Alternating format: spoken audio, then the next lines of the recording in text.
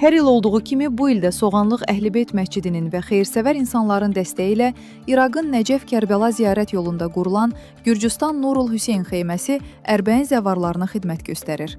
Xeymə üzvləri Nəcəf-Kərbəla yolunun 1053-cü sütunu yaxınlığında Gürcüstan bayraqları altında İmam Hüseyn əleyhissalam zəvarlarını qarşılayaraq onlara müxtəlif ehsanlar təqdim edirlər. Bağışlayın və mərhəmətli Allahın adı ilə artıq qurbanımızı zibhələməyə başlayırıq. Allah hər kəsdən bu qurbanları qəbul eləsin.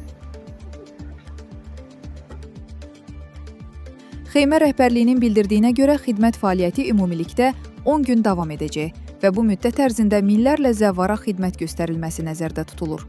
Əhlibeyt məscidinin axundu və imam-cümə Hacı Rahid Kərimov 24 Niusa müsahibəsi zamanı bildirib ki, gün ərzində təxminən 1000 nəfərədək zəvvara milli mətbəximizə aid müxtəlif yeməklər, su və digər qida məhsulları ehsan olunur.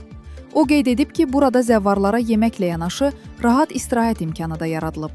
Allah Taala bütün xidmətləri hər kəsdən ali dərəcədə qəbul eləsin inşallah. Bu il artıq 4-cü il oldu ki, biz İmam Hüseyn əleyhissalamın zəvvarlarına burada xidmət eləyirik. Allaha şükür eləyirəm. Allah bu neməti bizdən almasın. Allah Taala bizə bu yolda dəstək olan əziz bacı qardaşlarımızdan dünya axirət razı olsun inşallah. Bizim xidmət xeyməmiz Allahın izni ilə Ərbəyin gününə qədər davam eləyəcək inşallah. Bizim burada proqramımız səhər və axşam yeməklərindən ibarətdir. Və eyni zamanda əziz zəvvarların dincəlməyi üçün rahat yerlər tənzimləmişik. Burada dincəlmək üçün şərait mövcuddur.